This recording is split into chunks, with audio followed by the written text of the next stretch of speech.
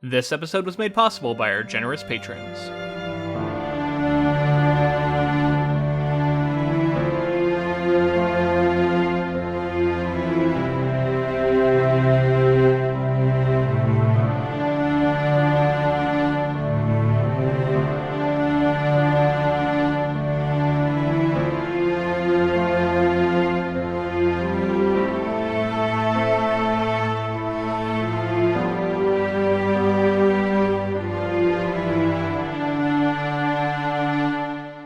Welcome to episode 155 of the Ink to Film podcast, where we read the book and then see the movie. I'm James. And I'm Luke. And this week we discuss Misha Green's 2020 series, Lovecraft Country. Okay, so this is going to serve as take two of the intro here. We actually lost like 15 minutes of audio due to a technical glitch. But yeah, I think a Shoggoth ate it, maybe. Yeah, we're going to recapture the magic and make sure that we hit on all those topics so you don't feel like you missed anything. So we watched the first 5 episodes of Lovecraft Country. It's an ambitious show. I'm really enjoying it. Like right off the bat, I think my expectations were at an all-time high. Maybe even similar to how I'll feel when Dune comes out, or like how I felt when It Chapter 2 came out. Like that's how much of the anticipation I was feeling going in, because I really enjoyed it and I felt a lot of hype for the show in general. And then it's delivered so far through 5 episodes. A lot of the scenes that we were hoping to get in our book episode we talked about last week, a lot of those scenes we get, they're satisfying. And then some of the added and additional material, some changes that were made. I've honestly liked almost everything all the way through so far. This show is so important. I look at it as a declaration of Black power, honestly, a claiming of a genre that has historically excluded Black people. This show centers them in stories that, relegated them to bit roles and as side characters and magical helpers of the white people in these stories traditionally. The show looks amazing. It's got this great historical backdrop that is portrayed beautifully. And for the most part, I have been over the moon with this story. I had a few stumbling blocks along the way, which we can talk about. Some things that I had to sort of figure out how to watch the show and put them in the right place in my mind. Mm-hmm. Part of it was expectation, like you said, going in. I think we sort of set ourselves up to expect one thing, and this is a little bit different than that. I also want to say we read the first half of the book, which included 3 of the stories. Which actually, the episodes went a little bit further than the book went for what we have read so far. But we don't know how this ends because we haven't finished the book. We'll be finishing that next week. Yeah, I mean, to go back to expectations, I know for me, I was expecting, and like this is our fault, I would say, because like we've seen some of the marketing materials going in, and we kind of knew from the story.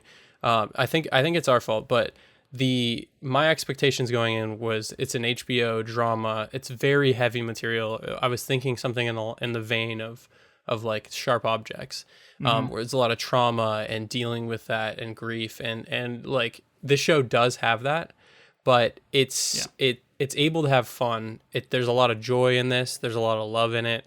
There's moments of sadness, moments of loss, moments of all of that.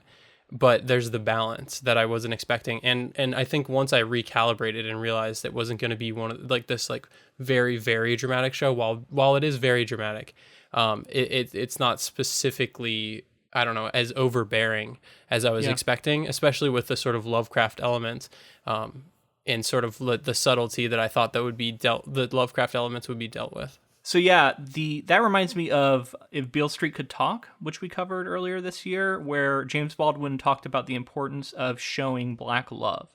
That was something he wanted to do. And that idea of like this show still being kind of fun and like showing the characters not just always being depressed about their situation in life and being beaten down. There is a lot of joy on camera, and I think that's deliberate because it's purposefully saying that like a show that centers the Black experience in this sort of genre doesn't have to be depressing. You know what I mean? Like it can also be a lot of fun, like we often see white characters get up to, right?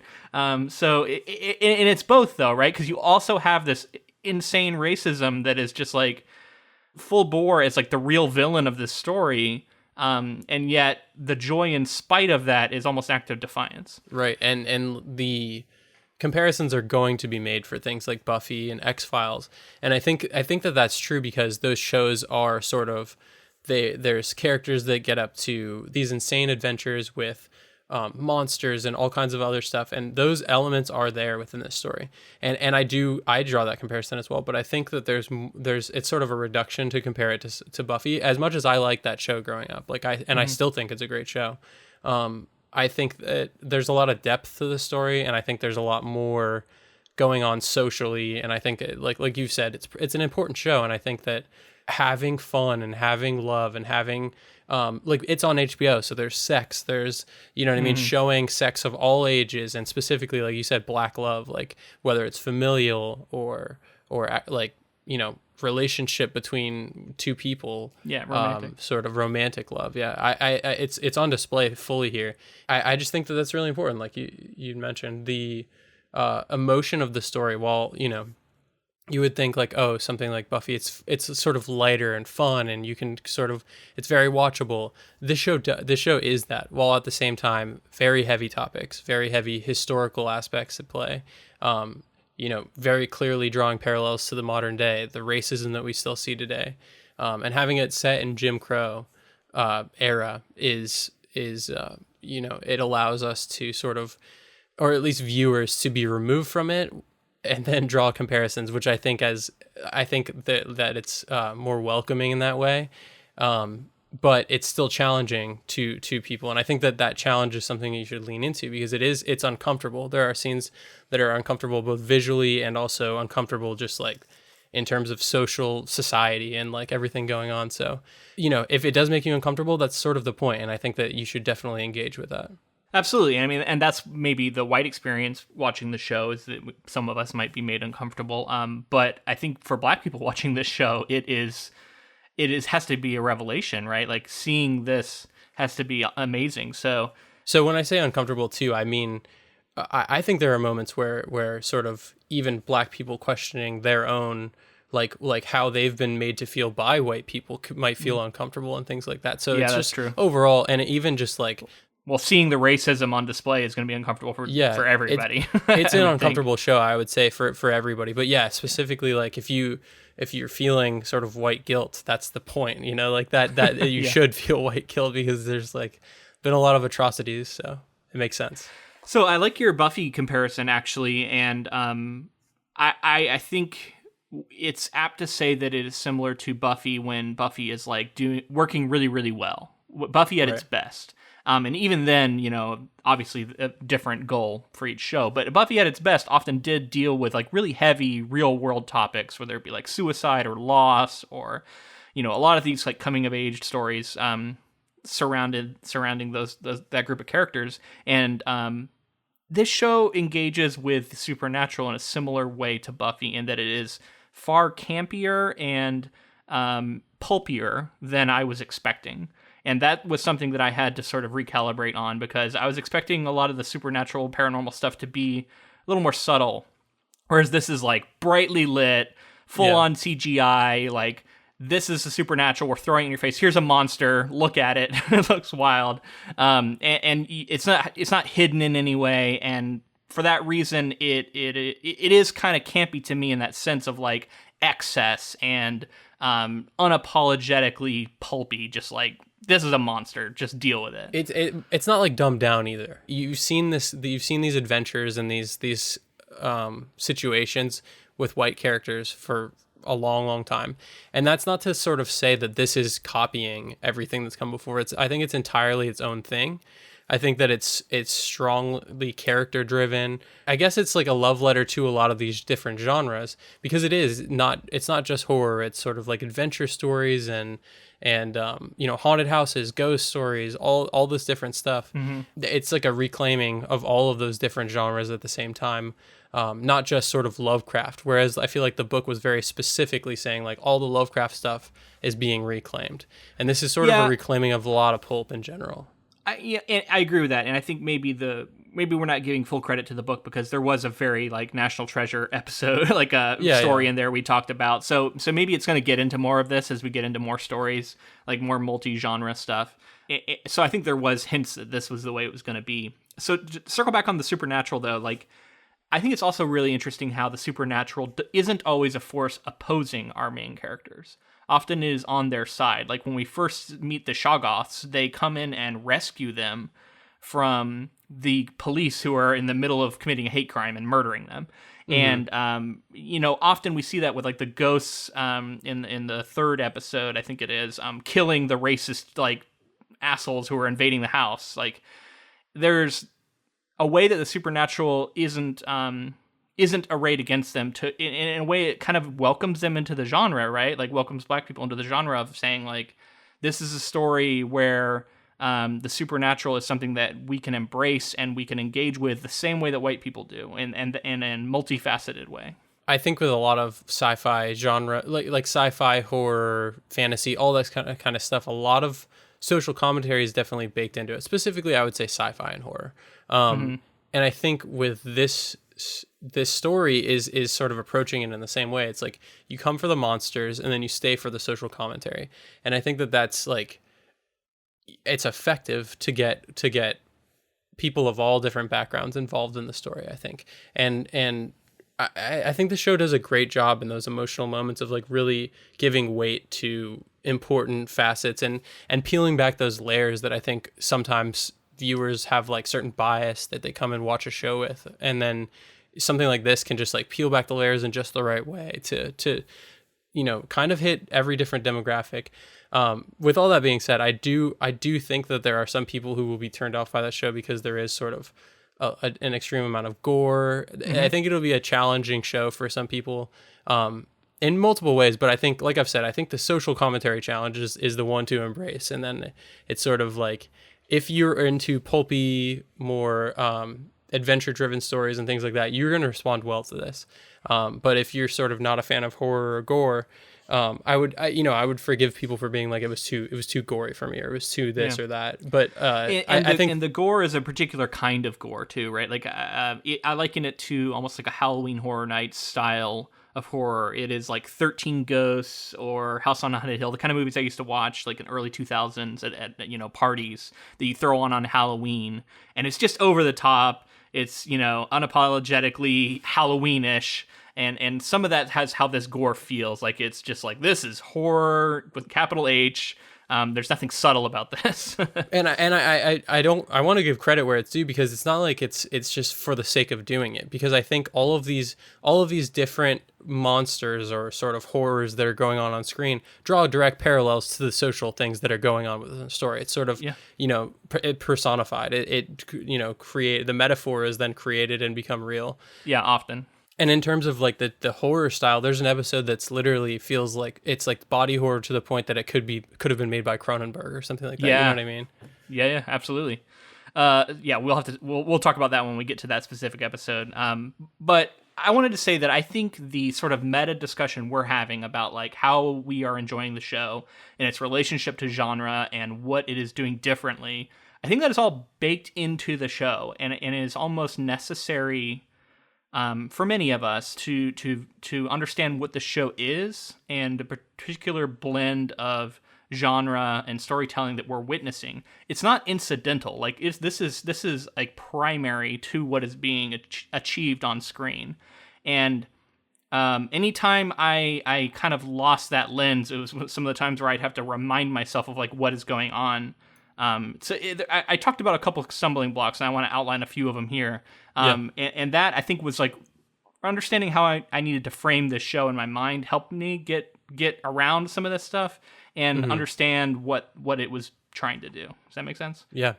I mean, I felt the same way. I going in, like I said, I was expecting one thing, and then it's sort of that campy, pulpy nature. And at first, and then like it took me all of like a few minutes to like click over. In our defense, the first episode, although there's this big like sci-fi like battle scene that happens, after that you don't really know it doesn't really throw in all the supernatural stuff until the end of the episode.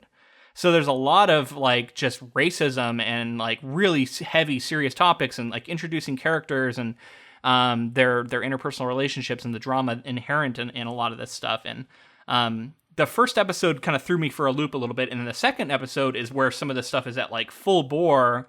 You know, we're seeing like big magical ceremonies with portals and lightning and like fire and all this stuff, and it's heavy CGI and you know, kind of silly costumes and, you know, from the parts of the Disciples of Adam or whatever they are called in the show. So like, I don't know, we'll talk about it as we go through each episode, but I had like kind of a journey and I'll chronicle it as we go. But one thing I do want to talk about in general is that this show, I think, hits a little bit of the problem that some of the anthology stuff can get into when it's being adapted, in that these stories are connected to one another, but it felt a little weird to be jumping around as much as we do between episodes. And I think I was helped because I had read the book and I knew what was going on, but I was trying to put myself in the mindset of someone who didn't read the book and is watching it. And I think you could be forgiven for being a little bit lost and like, wait, we're just going to abandon that other thing where we're going over and doing this thing now, and there's like a different character who's now the center. And if you're expecting the sort of HBO prestige drama, it can fuck with you a little bit in the kind of show this is.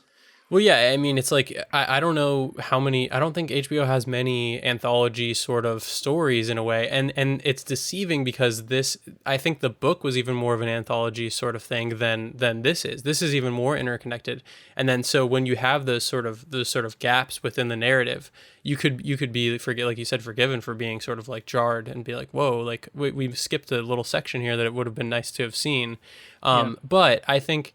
And I think that gets back to something I want to say about the show in general. I think that this show being different is the reason to embrace it as well. I think that if you're willing to engage with it, you're going to have a lot of fun with it. And I think that it's going to take you down sort of paths that not a lot of shows are doing right now. And I think it's you know, in addition to the fact that I think it's just a great show, sort of pushing the boundaries of what you can do, and HBO and just in general. Once I realized the particular blend of pulp with drama and with like serious topics, with over the top magic and like all the stuff that we're getting in the show, it really started to feel like something unique and like I'd never seen before. Even though it's treading a lot of these familiar areas in our genre fiction, but it really feels special. And in that sense, like every time I came back to a new episode, I was really excited to see like, where are they going to take this unique blend they're creating? Like, where are they going to go next? And that's what I'm looking forward to as we continue this project, is like, what all else create? Like, because who knows where this is going to go? Like, it could do anything at this point. Yeah. And I love that. I love, you know, I think a lot of times we analyze stories to the point that I feel like a lot of times I can kind of see where stories are going.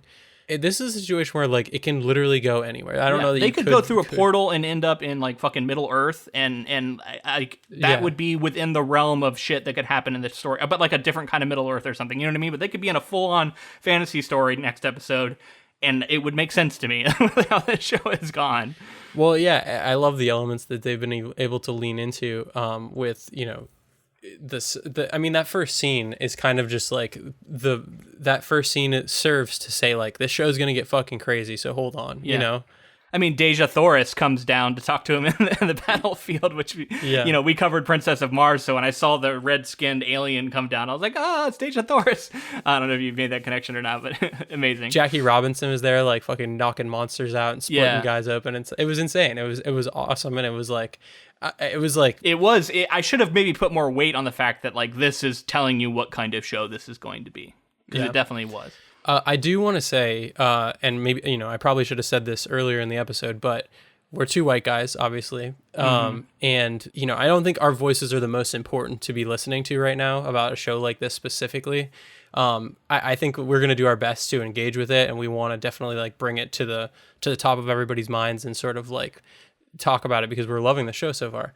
But I listened to a podcast that's specifically about Lovecraft Country. It's called Lovecraft Country Radio, and it's produced specifically by HBO. So it's sort of an HBO podcast. Ashley C. Ford is a critic and writer. She's one of the hosts, as well as Shannon Houston, writer, who is a writer on the show. itself. So to sort of get their perspective on things, for me, when I was listening, I was like, oh my God, I could never have made these connections. I could never have sort of understood the show that like in the ways that they do. So I want to recommend that people go listen to Lovecraft Country Radio to get that perspective and to really understand it in a way that we are not going to be able to provide. Yeah, let's put a link to that in the show notes for sure. And you know, we cover adaptations here. We have a wealth of experience doing that, and we are going to bring that particular perspective we've garnered over 150 episodes, and hopefully give us something interesting to say about this. But yes, I agree. We are not necessarily the voices that are most important right now. That being said, let's keep talking. Tell me about the showrunner. Okay, yeah, sure thing. There's a couple things I want to tell you about Misha Green before we jump into her full bio. But basically, she said that the thing that drew her to the project is the idea of reclaiming some of these genres, like we've kind of talked about, and it's what the book was attempting to do. But when she pitched the show, she wanted to go big, like she wanted to go for every genre, which is something that I kind of hinted at. This idea of like ghosts, haunted houses, monsters, Indiana Jones, Goonies, like mystery, crime thrillers, like just take all of those genres that, like you said, like Black people historically have been like relegated to side characters or not even represented in any way, and show not only can they be great, not only can these stories be great, not only can all the performances be great, but it can be done in such a tightrope act of genre blending and like narrative continuity with all kinds of crazy different stuff going on. And I think it's achieved. I think that's a really interesting approach to have taken to this show. She also mentioned the idea of propelling the story beyond what the book does, which is something that we both are like have heard, is that the show goes further than the book even has material for. She mentioned this idea of she didn't want people to feel like she was taking that and stretching out to 10 episodes and kind of spinning her wheels, and she wanted to like propel the story forward. And that's why I feel like in every episode, I don't know if you feel the same, it feels like millions of things happen in each episode. Like so much goes on. And like it's definitely one of those shows that like you got to pay attention to what's going on, because if you miss like a minute, you might have missed like the key to everything. Like it's it's got a lot of complex moving parts for sure. I mean, that's cool. It's the way to do this thing, and it's also a way to make it your own, which I fully, co-signed. We talked about this in our last episode, that like the book was written by a white guy, and I think it does a lot of great things. But one of the things I was really excited about with the show was seeing it, change hands, and see what someone else could do with it. Right. Like this show deserved to have had Black voices sort of lifting it up and telling Absolutely. It, because it's so inherently about the Black experience in America.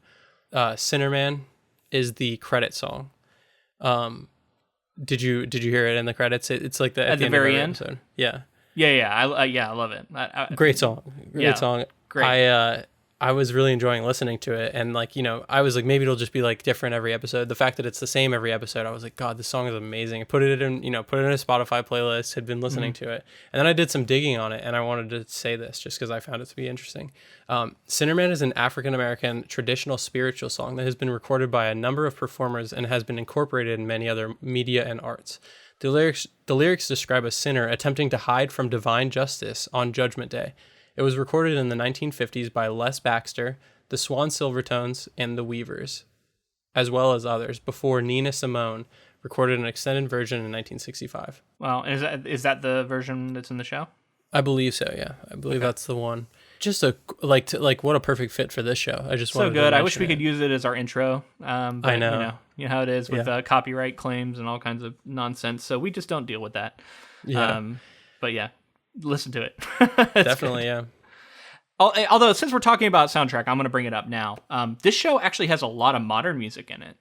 And I think that plays into my point I was making about how the show is asking you to situate this in your modern lives as well. It is not saying, this is a period piece. No, it's like, we're going to play Marilyn Manson. We're going to play this rap song. You know what I mean? Like, we're going to, all these different things. Like, it is saying, like, this is a modern story at the same time that it is a historical one in setting. It's operating on that meta level. And so in that sense, I liked it, even though we've talked about how we have kind of a rocky history with, especially you have mentioned, having music in stuff, making it feel like a music video or something. But here I felt like it was done with that particular purpose in mind of like modernizing a story that is set at a historical period. It's a subjective thing for sure, but also I think that it can, I definitely said in that episode as well, it can be done well. Mm-hmm. And this is an example of, like you said, it's setting it historically within that context and this context. It wasn't during a fight scene that was very clearly like sort of like action. It's like in between scenes, maybe leading it, sort of like leading us into a scene, somebody getting out of a car, stuff like that. I find that to be like a framing device. And then the other thing is like art is something that's touched on a lot in this show, and specifically Black artists, and the way that like even though the music industry, the Hollywood, the publishing companies, everything has been historically very much white owned and white run, there have been Black voices that have been able to rise through all of that, through all those struggles and everything like that. And I think that playing music in a scene that's a Black artist is another embracing of sort of art within this story. This is a show that's about Black people. It's mostly run by Black people and directed by, and a lot of the artists on are Black people, stars. And then to also have Black culture, Black music be such a big part of it. It's serving so many purposes. So yeah, I'm glad you brought that up. Okay, so Misha Green is an American television writer and producer. She's best known as the showrunner of Lovecraft Country on HBO and creator and executive producer of the historical drama Underground. Now, I wasn't familiar with Underground, but I've read into it a little bit. I'll tell you about it in a second. I'm going to check it out, definitely. Through her career, Green has previously been a staff writer for Heroes and Sons of Anarchy, as well as a producer for Helix. In 2016, together with fellow Hero alumnus Joe Pekoski, Green created Underground, a period drama about the Underground Railroad, which takes place primarily in the antebellum South and bordering free states of the North. The first season premiered on WGN America on March 9th, 2016, and the show received a positive critical response. On April 25th, 2016, the network renewed Underground for a second season, which premiered on March 8th, 2017. So what I found out is it's sort of a show about the Underground Railroad and all that, but again, dealing with sort of genre blending. Misha Green, in an interview I was watching, was talking about how it's sort of a heist story, while also being about the Underground Railroad. So okay. I don't have the full context of what all that means, but I could assume that it sort of is like set up as like a gathering of a group of people who go on a journey to save somebody or steal something or whatever, while also being set in like historic antebellum South, where it's like, known racism rampant and everything like that. So in 2020, Green wrote a supernatural horror show, Lovecraft Country, which was produced by Get Out director and writer Jordan Peele. Based on the novel of the same name, the series tackles race issues set in the 1950s while also utilizing elements of H.P. Lovecraft. The show received a straight-to-series order from HBO. The series co-stars her Underground star, Jurnee Smollett. Who plays Letty, right? Who plays Letty, yeah. And is incredible. I'm sure we'll talk about all the actors as well. But yeah, absolutely. Love to see people, we've talked about it on the podcast many times, love to see people sort of like stick together and create a rapport and just continue to tell stories that are important together. Jurnee Smollett is, I think, top billed in the show. I think I think that's an important thing to talk about as well. Just this idea of like female representation, female equality. Well, and Black women in particular. Black women. Absolutely centered in these stories. Did you have anything else generally before we get into each episode specifically? No, let's do it. We got 5 episodes to get into, so let's start it. Yeah, let's do it.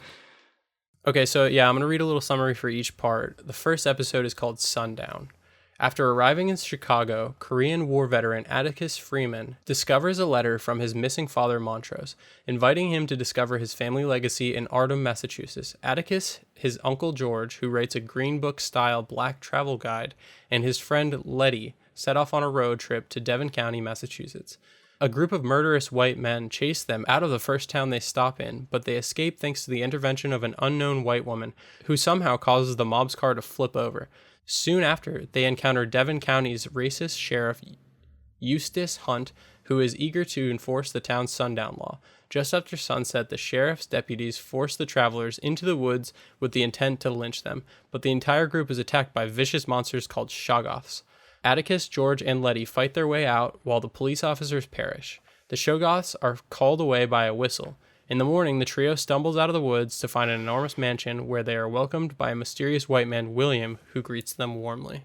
Okay, so this episode, again, it telegraphed at the beginning what kind of show it was going to be, but then it transitioned into this like really serious drama where a bunch of different characters are introduced. It's got beautiful cinematography. I thought the scene of the children playing in the fire hydrant that Atticus had opened up, and there was like purple light lighting the whole thing, like looked amazing. Reminded me a lot of If Beale Street Could Talk. And then it transitions right into they're on this road trip and they're experiencing racism, and it's really upsetting. And then all of a sudden, supernatural, bam! Shoggoth's coming out of the woods, and we got the sheriff transforming in a very werewolf-like or vampiric way into the monster himself, which obviously metaphorically tying into the monster that he actually is.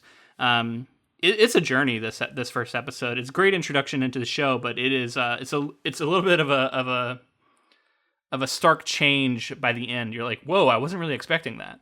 Right. No, I mean that first scene obviously is there to sort of hopefully get you ready for the sort of craziness that's going to go on. But I appreciate the show for taking the time to build out the world in that way that you were talking about. The sort of seeing Chicago in this way, and seeing like they're partying, they're all having a great time. They're not being, there's no white people to sort of like ruin their party. They're safe in numbers altogether like that.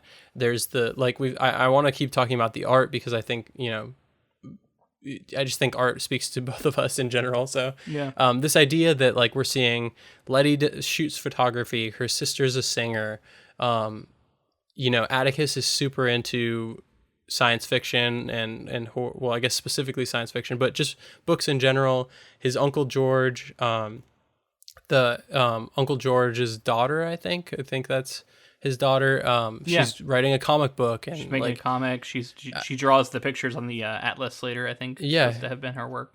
I just think it's really cool to show like through the struggles, like I think focusing, especially during the pandemic, I think it's been clear to me that like focusing on art is pretty difficult with like other things on your mind. How are you going to do this? How are you where's money coming in? Where's this going at? And just this idea that like this art is like flourishing and like pushing through even though they're being subjected to all these horrors. Well, and it's keeping us all going at the same time, right? This is incredibly important, and in many ways it is. I think I heard this recently. Like, there's a reason that fascist regimes often come after artists first. It's one of the first places they go, because it is like the thing that gives cultural movements a soul. It really is powerful in that way, and I think that you're touching on something that I actually hadn't really thought about much, and I think you're completely right that there's artists all over the place in this story, and I think you're touching on the reason why. Absolutely. Yeah, I think I mentioned in a previous episode, I don't know where, but I took a couple classes on this, but specifically I had a Chinese cinema class, and this idea of even through fascist regimes or sort of like censoring or anything like that, propaganda films being the only thing being made in a country at any time, you have filmmakers, you have artists who are able to find ways to subvert and sort of like subvert the censors and find ways to like get their art out and get messages out, and it's just this like really it reminds me of sort of like, even if you pave like a huge parking lot, eventually like some sort of plant is going to grow in the cracks, you know what I mean? Like it finds a way. And I think that that's something that I would equate to like art. Just like it doesn't matter what happens, you're gonna find a way to continue to grow and flourish eventually. So I want to mention something else we just talked about. I think was it the last episode or maybe the one before? I think it must have been the last one. I was talking about how James Baldwin has been this revelation for me, and ever since we covered him, I'm like seeing him everywhere now, and someone I didn't know a lot about before we covered him. And then like he is in, I don't know if you recognize his voice, but he is in this episode. There's a voiceover of James Baldwin talking, and I was like losing it. I'm like, I just talked about how he's everywhere, and then he's in this very first episode of Lovecraft Country I'm watching. Yeah, it was a clip that I had pulled up on YouTube and watched of this like really powerful speech he gives. I actually recommend you do that if you want to go find that particular clip of him speaking. Amazing stuff. It's so wild to me, like how ignorant we can be, and how like this idea that like this person is clearly so important. And I don't think it's just us, you know what I mean? I'm not just like pointing the blame at us. I think it's like these are figures that should be important to everyone. It's that idea of the whitewashed history of America, right? Like figures that have been omitted from the history books, and this part of America is not talked about enough, right? Like showing. I was talking to my wife about this. Like this was in the 50s. Okay, there are people in our politics today who are in their 70s who grew up in this time period. This is what they were raised on. This sort of environment. And that's why racism is so present, I think, still. I mean, it's not only why, because, there are many reasons, but that is one of the reasons, right? Like, this isn't some, like, 1500s or, 1,000 years ago kind of thing where it was ancient history. No, like, there are people alive today who participated in some of this shit. That's why it can be so frustrating when people are sort of in denial of it, and, like, this idea, like, racism's over, or like it's all in the past. It's something that's like ancient history, and it's like it's happening. Not only is it happening like right now in your backyard, but like the people that all the stuff that you see is like so long ago. That's your grandparent. Like you're like that. It's not that those people are still alive. Like some of them are still leading this country. And so it's very frustrating. So there were a few small tidbits I wanted to point out. One was that Atticus Turner in the novel had been renamed to Atticus Freeman, which I think we can assume what is being said by giving a character Freeman as the last name. The character who is Atticus's sort of mysterious Korean girlfriend that he, or whatever they were, he had some sort of relationship with a Korean woman from his time in the war. That actor is the same actor who plays the red-skinned Dejah Thoris who comes down out of the alien spaceship in the opening sequence. Yeah, like that actor plays that character going forward and is on the phone with them and all that stuff. And it's who he does battle with in, I think, episode 2, all that. Yeah. Wow. So, I mean, directly linking the idea of Dejah Thoris, this like princess from another world, right, that John Carter goes to in Princess of Mars, to being his Dejah Thoris in a way. Yeah, totally. It's going to be really interesting to get more of that because it's on its way. I'm sure we're gonna get more of that. Feels like it. And then the werewolf stuff. This and in a later episode, obviously episode 5, the idea of transformation, the idea of a monster lurking inside. It's different between these two episodes, but here it is the monster within the sheriff being brought out, and I don't know, is really really cool how they're able to link together all these genres and use them here. I mean, definitely, and the crazy part is that for as far as the characters' sort of safety is concerned, like when we're invested in it, I felt like they were safer fighting against supernatural beings. You know what I mean? Because it's like, well, the supernatural beings like actually rescue them from this situation a little bit too, right? Like the real danger is in these assholes. Oh, also, just shout out to like the slowest but coolest car chase scene, like the most like pulse pounding, tension filled car chase, but it's 25 miles an hour because they don't want to speed. So I mean, it's really unique. That episode, like in terms of like what socially the episode wanted to deal with, and like put people who like you and I who haven't been in this situation before, and like put them in these scenarios. Like it's never going to be the same thing as like actually having been in a situation like that. But like that was tense, man. That was like that. The entire time you're one of the most striking scenes in the book too. For sure, and I'm glad to see it brought to life. And so, Sundown is the name of this episode, and we see monsters come out at night, right? Like the Shoggoths themselves hate the light. The cops turn into monsters. The idea of the Sundown laws, where people literally killed black people for being in town after dark. I think that the metaphors are there, the connections are obvious, and the creatures come out at night. Yeah, I was listening to an interview with Misha Green, and she mentioned the interviewer asked sort of what with sort of the historical elements of Tulsa being such a big part of Watchmen recently. Like what else, like what does she want people to take away? And she talked about like the history elements. Hopefully there's a lot of stuff that people Google that happens in the show to see like, is it real? Like sort of get the historical context. But she mentioned that she wasn't familiar with even sundown counties. And like I think that I had heard of it before, kind of in sort of a historical context, like history class or something like that, maybe. But I think made all the more real by this scene, and I think it'll be one of those things that sticks with me, just like the atrocities that people had to come up against, and like we've talked about in basically yesterday. Like 50 years ago is not that long ago. What's crazy is I feel like my knowledge of this all comes from what I have seen in movies more than anything else, and maybe read in some literature, but this wasn't taught in my history classes, not in this way, And I think it's because it's so political nowadays, and people, especially in, small town-ish Central Florida where I grew up, like there'd probably be a fucking shitstorm if it came out that a history teacher was talking about this kind of stuff. Because people's parents would be upset, and it's so frustrating. Like, this should be taught in schools. Everyone should be aware of what's been going on in this country. And it's shameful, the idea that I had to learn about it because I've seen a movie where it happened in or something, Exactly. To continue just awareness for stuff like this, I think like this idea of like someone telling someone else a story back in the caveman era, you know what I mean? Like this idea of passing along these stories while also saying like, avoid the mammoths, that kind of thing, like the things that maybe it was a story that was to be learned there. There's a lesson to be learned. And I think this idea of like stories continuing to teach us these things, although they aren't real life, they're close enough and they're talking about these things. And I think it's just like you say, we shouldn't have to learn it from the movies and TV shows and books, all that kind of stuff. But the fact that they're there as a resource, I think, is definitely notable. And then the way they deal with the racism is to show it as unvarnished hatred.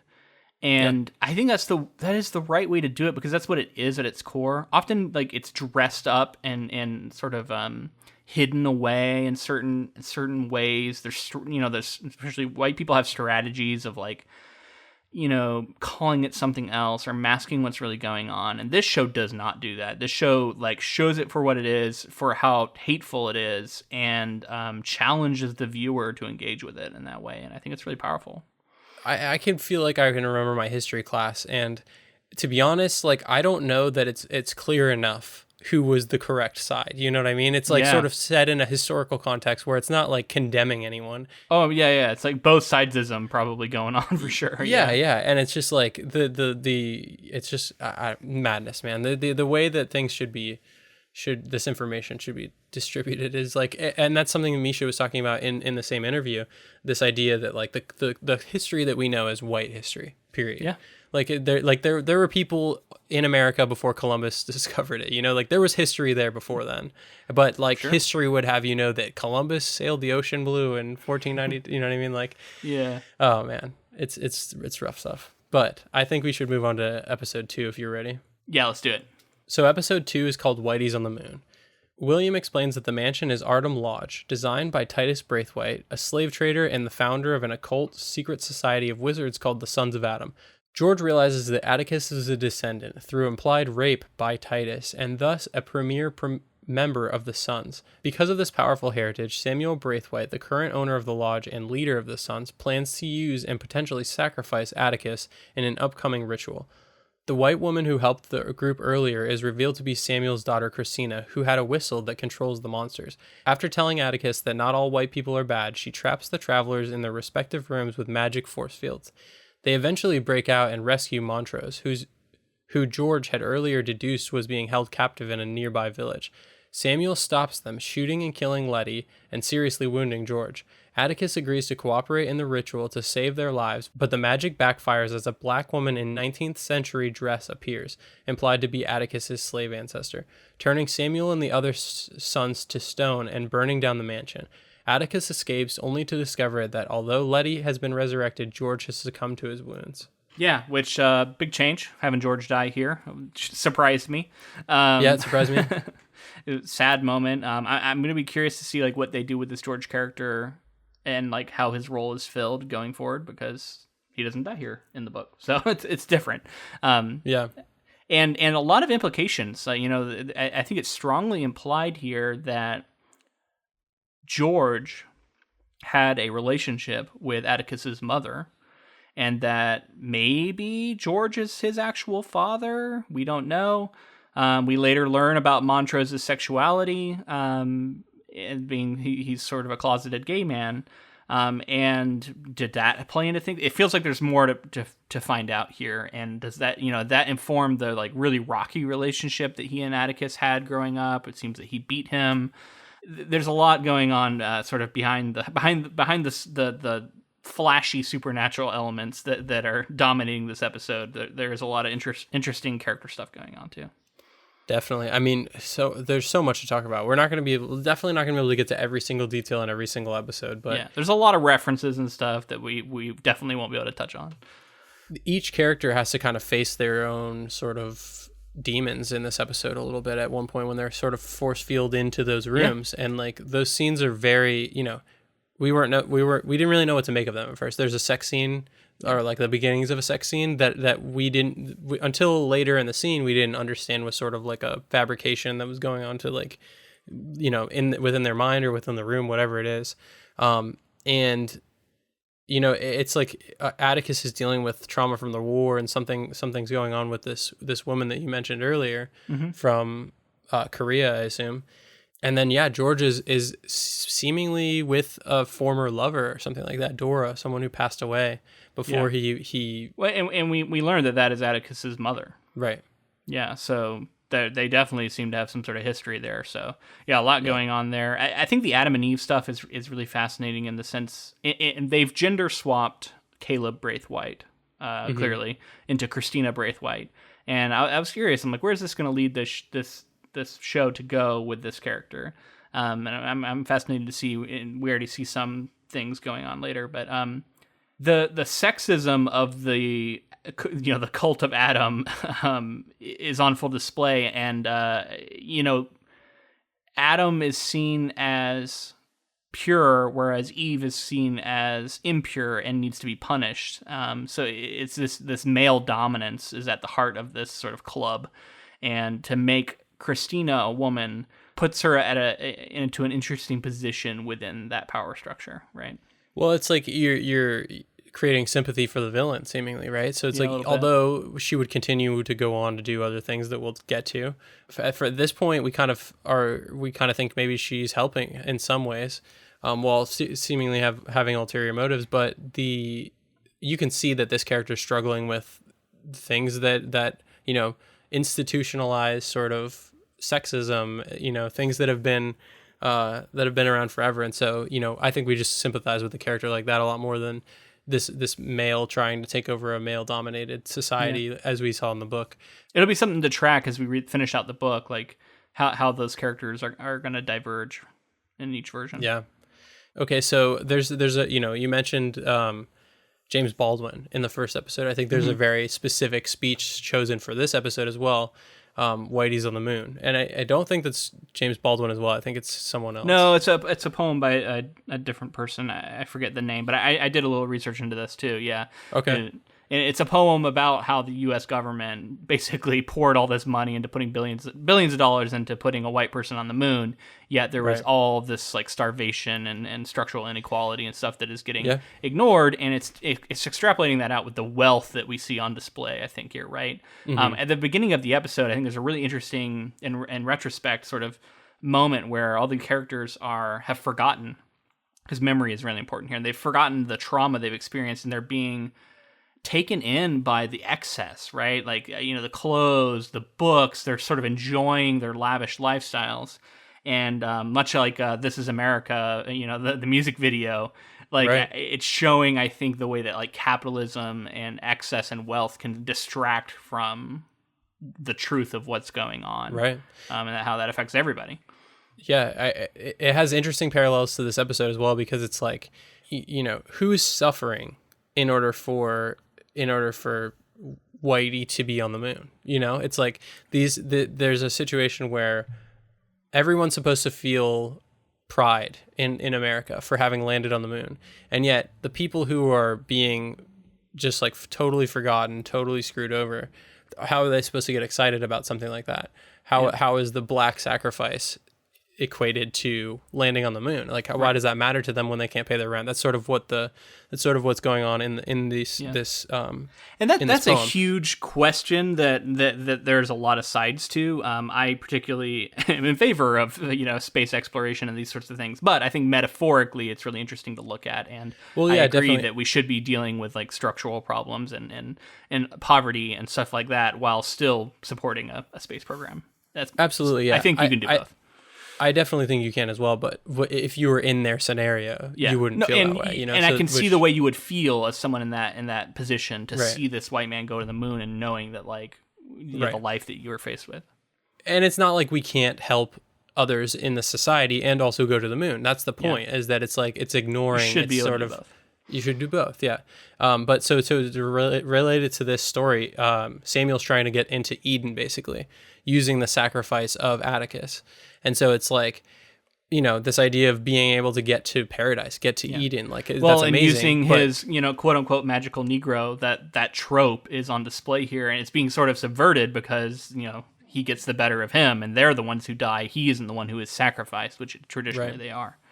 And I mean, that scene with the collapse, like we've talked about the CG, but like I think like the CG looks fairly good for the most part in this. It doesn't look bad. It just also is CG. Like I think you can tell that it is. That's all I would say. You know what I mean? And like that's fine.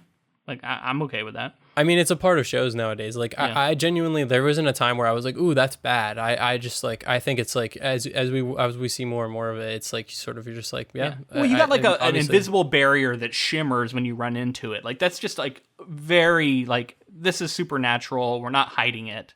You know what I mean? It's not like you could have a force where like the person feels compelled to turn around or something. Like you could do it in a way that didn't show up. But instead you're like, nope, we're gonna have a shimmery fucking barrier pop up. It's just very like it's kind of campy in that way. Right.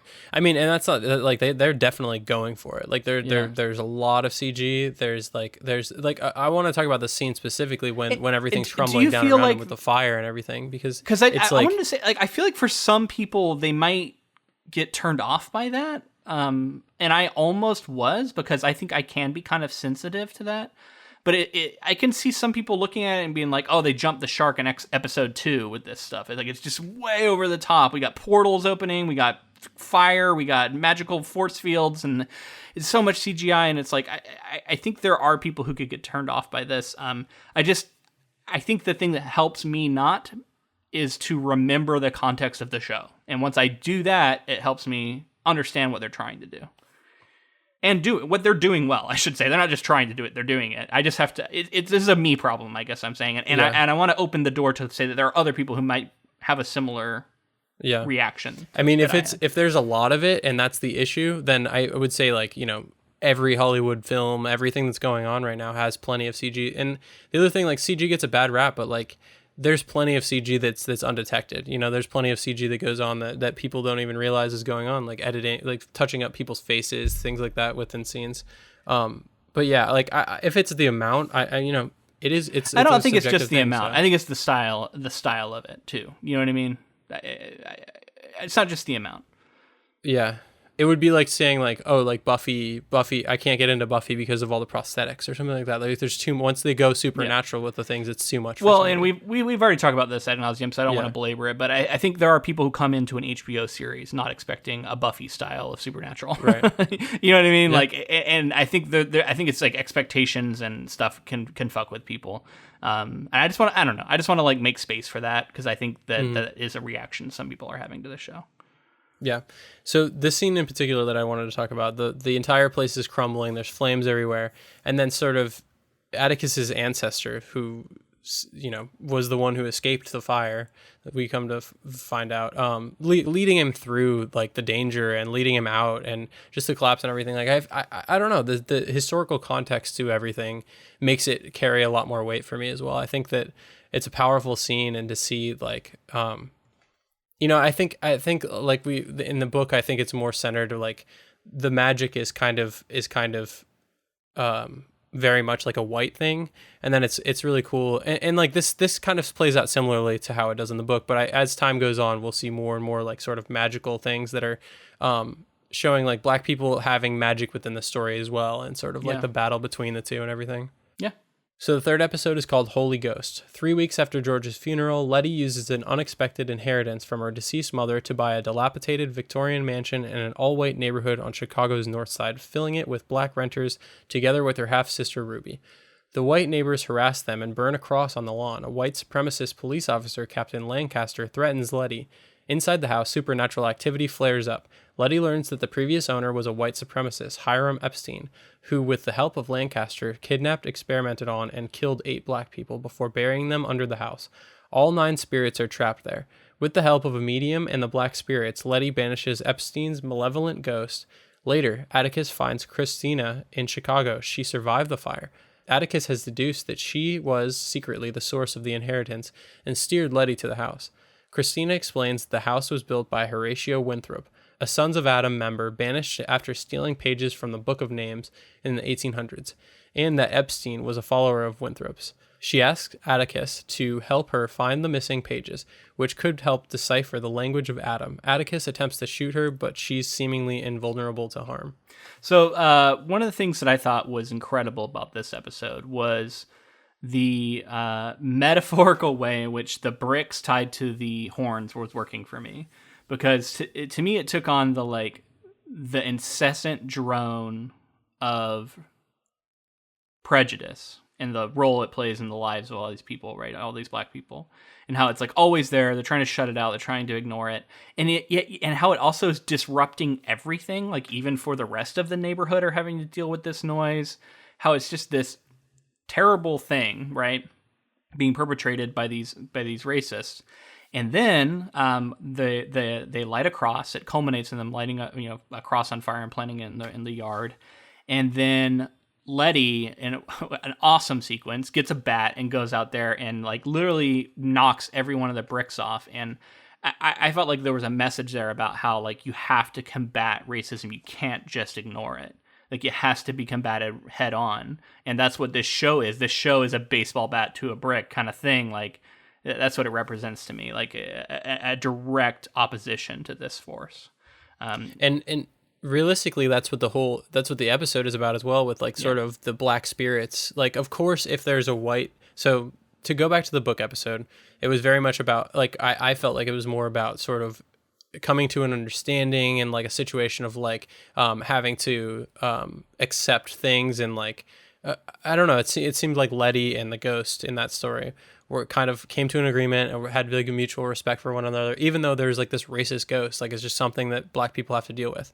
And that's kind of where I felt like the story was left to lie. Whereas in this scenario, it's much more about like, there's a racist white ghost and he's haunting this house and he's haunting Letty and all those things. Yeah. But if he also killed 8 people, he's like a Mengele type too. Like it's bad.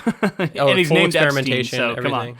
Come on. Yeah. And this idea that like, of course there's 8 black spirits who also could haunt this man.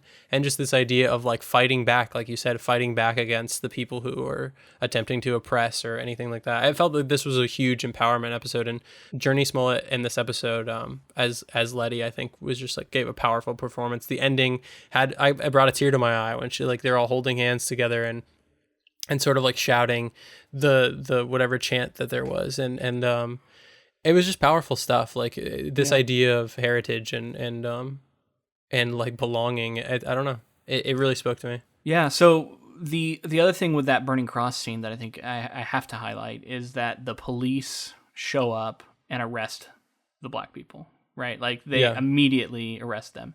And that doubles down on the change in how the police operate in this horror story versus how they operate in almost every other horror story. Because usually in a horror story, when you see a cop, you're glad. You're like, yes, there's a cop here finally. He's got a gun. He's going to be able to shoot the monster. They're traditionally the heroes of horror stories, right? Like they're combating the monsters. The police in our society, because they tend to be sort of worshipped as heroes by many people in our society. And here, the police are not that. They're the complete opposite. They are members of this, racist order. They are actively, creating the problems, and they're ignoring. And that just is so much more the reality of how the police have operated, especially to the Black community in America, and how they do not represent a force of good for them. They, in fact, it's quite the opposite. And the police showing up is not to be something to be happy about, but it's something to be afraid of. And that's how it feels watching this show. Every time the police show up, I feel afraid. And that is very deliberate. That is trying to show that perspective as opposed to what we usually get. Yeah, I mean, when they put her in the back of that squad car and they're like slamming her into the walls and stuff, and she's like basically asking, "Did you get my 27 different sort of complaints against all these white neighbors that are harassing me and stuff?" And he's like, "Did we get any complaints?" And they're just like, brushing it under the rug and then beating the Black people just for being Black. You know what I mean? Just for being in the community. A couple of things. The relationship with her sister, Ruby, starts to like become a larger character in this episode. Right. Their relationship, I think, is like one of the emotional cores of the story, because it's very real. You know what I mean? It's flawed. It's complicated. The characters are flawed and in that way real. And Ruby goes on to have a really interesting episode onto herself, but this is sort of Letty's episode, I feel like, to step forward and be the main focus. And the relationship between the sisters is cool to see. And then I guess we have to really talk about this now. Letty died in episode 2. And so she's like dealing with the after effects of having been like resurrected by the order of She has Adam. like survivor's guilt about it feels like. Yeah. Because George died and didn't come back. Yeah. Right. She was essentially resurrected. Yeah. Which changes the dynamic we talked about a little bit with the book, where, George would go on to be an important character. But I do think it's just a theory of mine, potentially going to set up like Hippolyta as being the leader of the continuing the guide, and because we're starting to see her like question what happened and some other information here and there.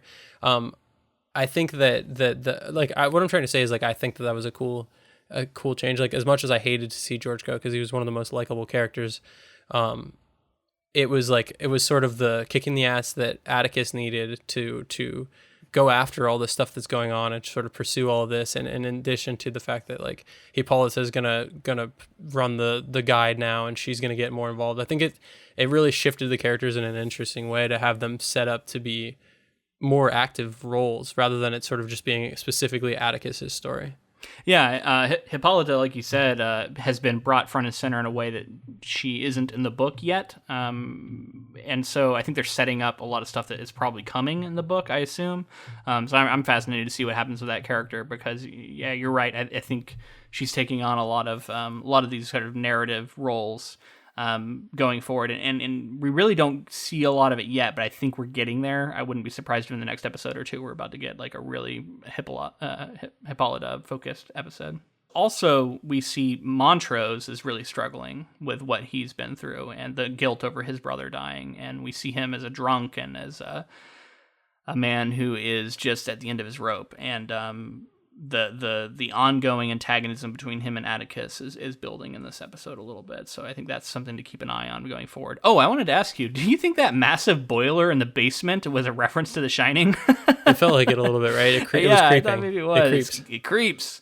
Specifically the Shining novel has this giant, it was so over the top, like the size of it just looked like almost silly to me. So it was like, I felt like it was directly saying like, this is a horror story style boiler.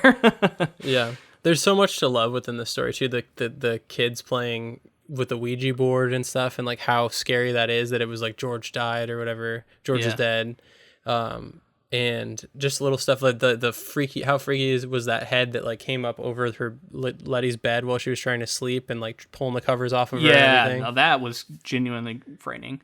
So one of the moments that I think highlights what I was talking about with the style of horror the most too is when she like puts together all the different pictures and there's a bunch of scratches that forms a face that like rises up out of it and like yells at her.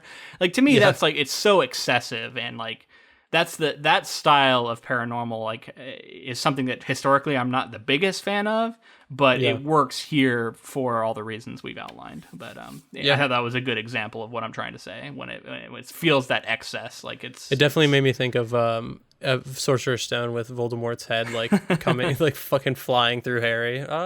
Yeah, and that's the kind of story that, you know what I mean, like that kind of magic is what's on display here. Yeah, absolutely. Okay, so episode 4 is a history of violence. Montrose learns that Titus Braithwhite's pages from the Book of Names are stored in a vault in a museum in Boston where Braithwhite donated a wing dedicated to his career as an explorer. Montrose tries to hide this information from Tick, as he wants his son to stop pursuing magic, but he eventually relents and goes with Tick and Letty to the museum. They break into the vault after hours and find a desiccated corpse bent over the pages. When Tick tries to take them, the corpse reanimates into an Arawak two-spirit named Yahima. Yahima tells Tick that Braithwhite kidnapped them and locked them in the vault after they translated pages for him. They agree to leave with the Chicago travelers, but the vault begins to flood, and the four barely escape. Upon returning to Chicago, Montrose murders Yahima to keep them from revealing more information about the pages. Meanwhile, Sheriff Lancaster and Christina vie over control of the Chicago Sons of Adam Lodge. William seduces Ruby, and Hippolyta and Diana go in search of answers about George's death. Yeah, so this is the National Treasure, Indiana Jones style adventure story that happens kind of out of the blue. We did read this story in the book. It is pretty different in the book. Different characters are involved somewhat. They swap out a couple of new characters and instead keep our core, right? Where we have Montrose, Letty, and Atticus going together. And I do think that's a good decision too, to like cut down to the core characters, because like these other characters, if they're not going to continue to play a part, well, it would have been cool to get other characters. Like having these characters be the main focus in a show like this is going to keep people more invested, and you're going to be able to add depth to these characters as we continue to like explore deeper and see people as they're like straining, you know, they're like in a situation that would have them frustrated and potentially saying things they normally wouldn't. The show already has a lot of characters, so I think it was a smart move. Yeah. Like it feels like it's already got a big cast of important characters to keep track of. You mentioned that you're really excited to see this one in the show. Like, what did it live up to your expectations? Like, what'd you think of the episode overall? For the most part, this is one of the ones I struggled with the most when it came to the sort of campiness of it, because it was very adventure heavy. Like, we had these, we had the secret tunnel under the museum, and we had it flooding at one point. We had like the Staff of Ra style, like light coming through a beam to show a little button. And I had to again, I had to sort of recontextualize and remember what the show's doing.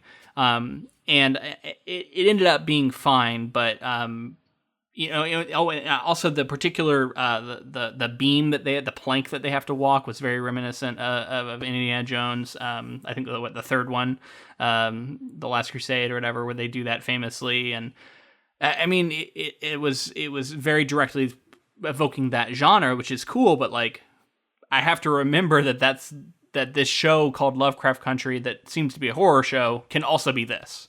And it was a little bit jarring when they really got into it heavily. And then this character of Yahima comes in, and I didn't really know what to make of them. They come to life and sort of rescue them, take them out of their... I don't know what gender they, identify as. I don't think it's said. We're shown, through nudity of HBO that this is a sort of trans character. I don't know. I'm not really sure what's going on. And then anyway, this character Yahima is then killed by Montrose at the end. Right. And like, I was kind of like, whoa, what is going on with all of this? Like, you just killed an already dead character. Like, I didn't know, like, what weight am I supposed to assign that? Is this like murder?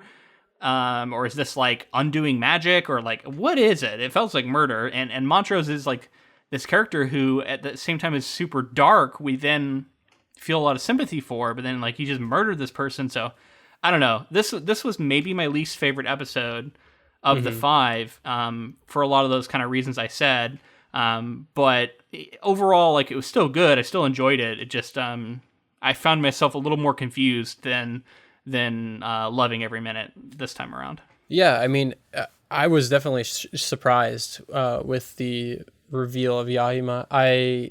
I kind of agree. Like the idea of, I thought leaving the episode and nearing the end, I was like, okay, so there's going to be, implications coming from this. Like how is this character going to affect the story? Like what information are they going to be able to provide? And clearly like that was cut off from us and we're not going to know much more about that, which kind of makes it feel like what was all that for? And she is a show invention, I should say, as far as we know. Like this character hasn't existed so far in the book for us. Right. I mean, let's talk about. I do want to talk about some of the better things in the episode. Of course, yeah. I'm drawn to this sort of idea of like of an adventure story. It's fun. It, like you said, it doesn't necessarily match like the Lovecraftian elements as much, but I think that it's clear that this show doesn't want us have to be sort of boxed in by just Lovecraftian supernatural things. Misha Green was talking in another interview I saw about sort of what they were, the darker stories of museums and the idea of like, in Indiana Jones, we're really excited to see him like go raid a temple, but then at the same time, it's a fun adventure movie, but at the same time, like he's like that's someone's culture. Yeah, that hilarious, like, this should be in a museum, and it's like, no, it shouldn't be in a museum. It should be with the people who you just stole it from. Exactly. So like, and that's kind of the all of the stuff that's set up with in the museum where they're like, he was given gifts, and these are all the gifts that he brought back to give to the museum. No, he fucking raided their culture, and like, like it's just like went and colonized it or whatever, like what colonialism shit he wanted to do, and so I don't know. I thought that was interesting context there. And then clearly something similar was going on with Yahima with the idea, like they could understand the language. So like their people were all gathered up in this ship. And the other thing that this is reminiscent of is Goonies, or the Goonies, right? Yeah. It's like there's a ship, things are flooding, there's hijinks that ensues. I think it's like Goonies and Indiana Jones. And I think that all of that goes to show sort of what the title is trying to get at, like a history of violence and how I think that we're getting sort of the violence between Montrose or at least the hints at Montrose and Atticus's sort of history of like being like he was beaten, and this idea, like I don't know. There's just a lot of violence like baked into the story with Atticus, and like he killed the memory of that woman in episode 2, where he's like seeing this sort of false image of her, and he like chokes her out and kills her seemingly. That's fairly violent. I don't know what's going on with that. And then Montrose, it's been implied that he beat Atticus.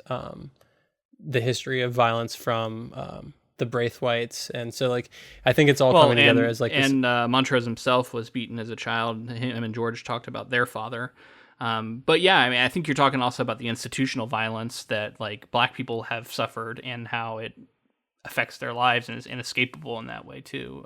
It's everywhere. Violence is everywhere in our culture, and it passes along generationally. Which that reminds me of something I wanted to say earlier, and I forgot. We see Christina Braithwhite help birth a monster in, I think, episode 2, I want to say.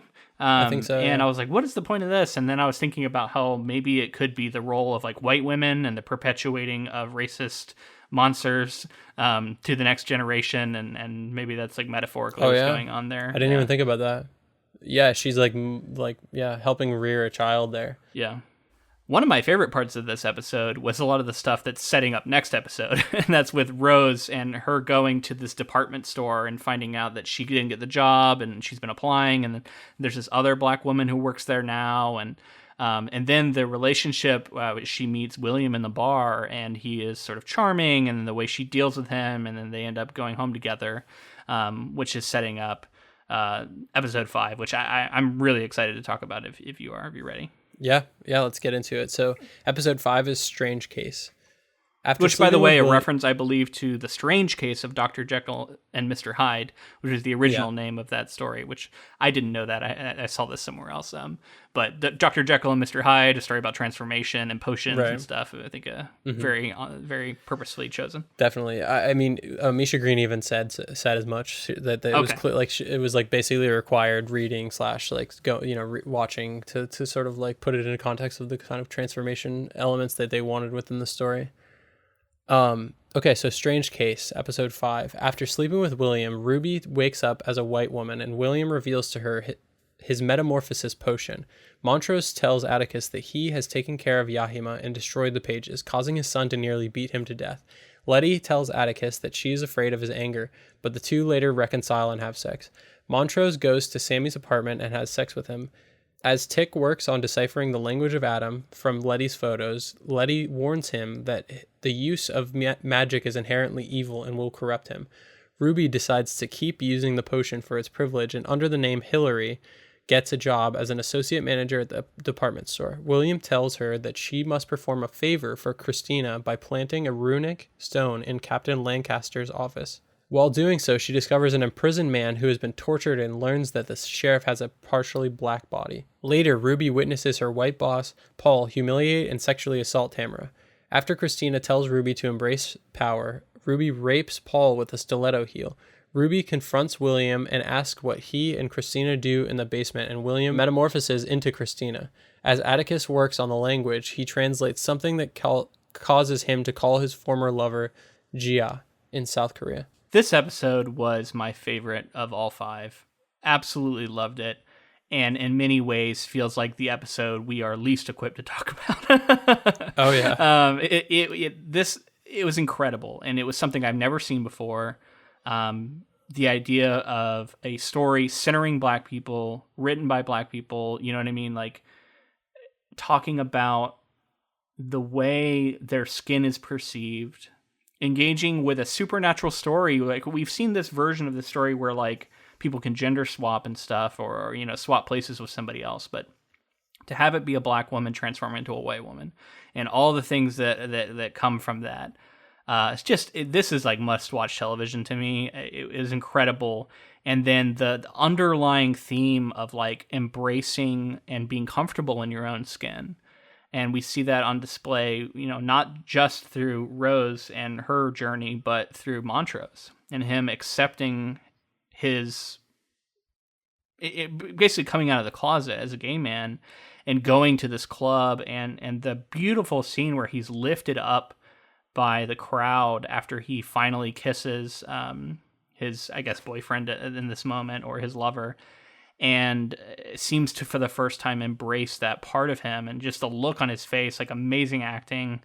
I found that to be an incredibly moving scene, and to me, how that all tied in with this idea of being comfortable in your own skin.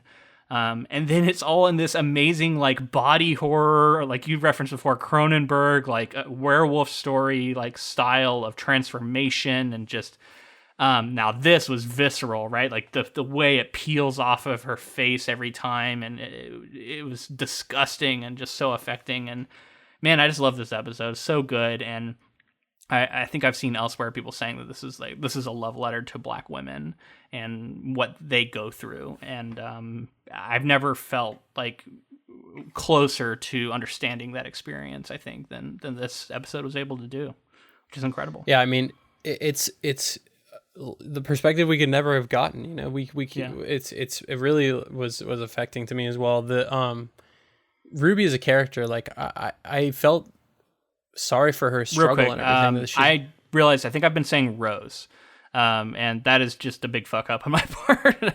I think it's our name with a red thing, and it's Ruby. It's not Rose, so sorry about that. I don't know how many times I said Rose, but I meant Ruby. That's all right. So yeah, like I already liked Ruby as a character. I felt like didn't understand her struggle, but like I could empathize with it. You know, the fact that like another Black woman was hired.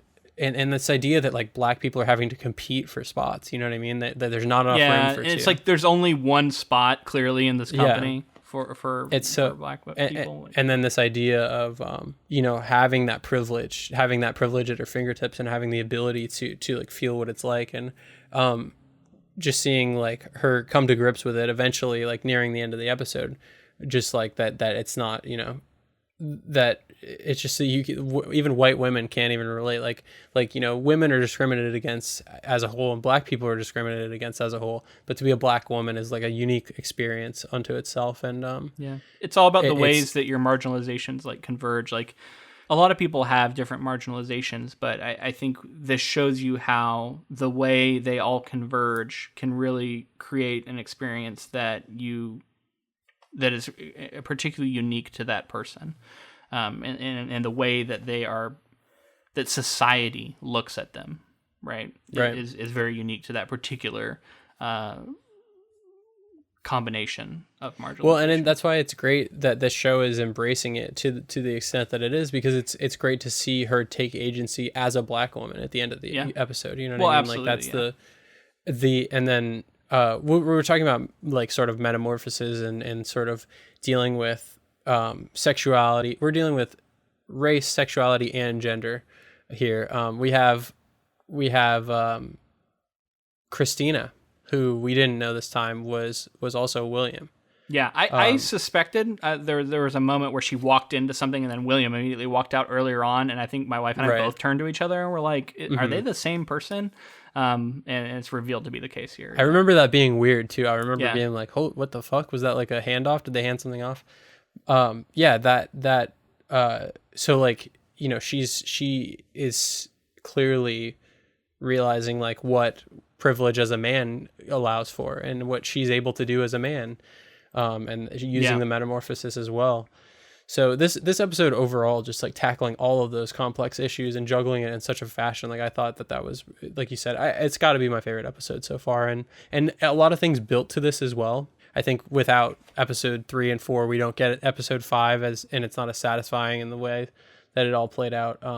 I just like, I'm like, holy shit, like where's the show going next for from here? Because I think that the body horror elements of this like might be a little much for some people, but like you know, you and I are like have been saying on this podcast for years now that like we're fans of horror, we're fans of this kind of stuff.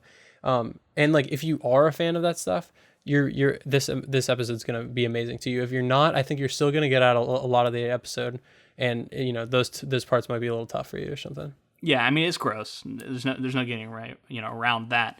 But you know, I think the magic on display that is able to put a Black woman in a white woman's body, like it just creates a scenario that's like a thought experiment. It's just so interesting, right? And one of the things we see early on is she's walking and she's like having stress, and then this Black teen, it tries to help her.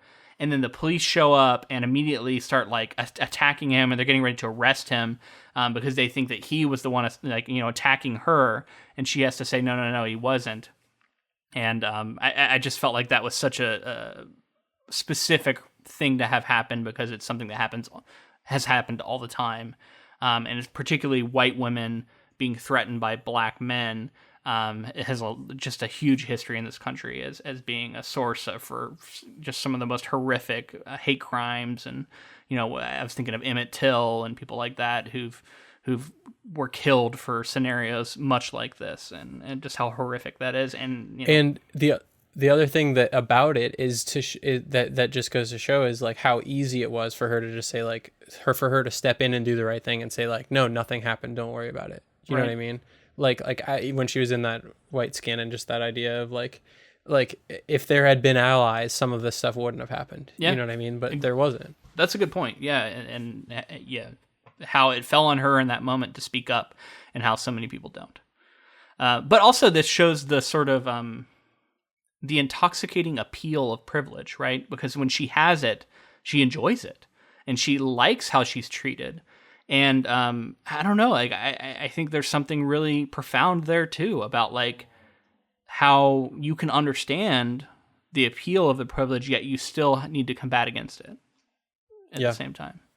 And then I mean, I think there's darkness too, right? Like the assault that she has on this manager, who himself is an asshole and deserves it, right? Like we saw the way he was behaving against Tamara, and just deserves, what have you, but also she is raping a man with a stiletto heel. And I don't know, as much as I wanted to cheer for the moment, it was also like really dark, and it's, I think there is the allure of this magic. I think it's going to be, I think that's a continuing through line, is like, is the power able to be used for good, or is it inherently bad? And I don't know what the answer that the show wants us to feel yet, because we see the dark places it's been taking everyone. And I think that's what Montrose, like his perspective is, this magic is bad, and I think that's why he kills that character, Yahima. I think it's like he really doesn't want Atticus to get more involved with this magic because he sees it as purely evil. And we see where it leads Ruby here to, dark places. Yeah, I mean, I think I agree with that. I think even though I was cheering for it, don't get me wrong. Right. Well, it deserved. It was deserved. So yeah, it's just like act like a piece of shit, get treated like a piece of shit. Yeah, that's just the vengeance point. For sure. Yeah, and I mean, I am excited to see where this show goes from here. Absolutely. I've been enjoying both the book and the show up to this point. We're gonna switch back to the book after into next week. We're gonna be putting out an episode on the book. But yeah, like this show, like I can't wait to revisit it. It's fun because it's like actively coming out. There's a few more episodes to come out. I know most people that are watching it week to week are ahead of us right now. Yeah. But what like we've said, like what a show to come out right now. Like yeah. and like most people are still like trapped in their homes and stuff, and it's just like to have a show that's both fun and also important. You know what I mean? Fun and also challenging. It's and like especially if you're a genre fan, like this is it's just really, I don't know, hitting me in all the right places right now. Yeah, it's something else. And we hope you do join us for the book episode next week, especially if you're someone who's read the book. I think that, particularly, I think you'll find it interesting. And then we will be back to the show 2 weeks from now, so stay tuned for that. If you enjoyed this episode, please let us know in the form of a rating and review, or a thumbs up, or a like, or a subscribe, or whatever you can do, whatever metrics you can engage with on these sites, because that helps our podcast kind of rise in the rankings, get shown to more people, and get the word out. Yeah, and make sure to connect with us on social media. We're on Facebook, Twitter, and Instagram, all of those at Ink to Film. And on Facebook, we have a Council of Inklings where we post polls for future episodes. We post news, any sort of like adaptation stuff that we see that we find interesting. We try to keep everybody up to date on there, and it's a good place to engage with us. And if you'd really like to show us your support monetarily, we have a way to do that. We have a Patreon. We have a bunch of bonus episodes on there, exclusive content you can only find on Patreon. We just put out an episode where we talk about The Lord of the Rings through the guise of a critical essay that was written by Michael Moorcock that I thought was really fascinating to engage with, because we have been mostly positive in the way that we've talked about Lord of the Rings throughout the history of this podcast, because we covered it over 12 episodes. But this was a chance for us to engage with some of the criticism of Lord of the Rings, and I thought it was really fascinating. So if that sounds interesting to you, definitely check that out. For as little as $2, you can listen to that and many other episodes. Yeah, that was a lot of fun. I actually really liked that episode. Thank you to Ross Bugden for the use of our intro and outro music. And before we go, I just want to once again make sure you vote. Make sure to vote early if you can, vote by mail if you can, whatever it is. It's just so important right now that everyone, don't forget, I don't know how you could, because I'm sure you're hearing it from everywhere. But every year, if come to find out, there are people who miss the date. It's November 3rd. It's the election day. But check your area. You might be able to vote now. If you can, I encourage you to do it. We got to defeat Donald Trump. So let's do it. Let's do it together. Vote for Joe Biden. Please vote, everyone. And until next time. Thanks for listening.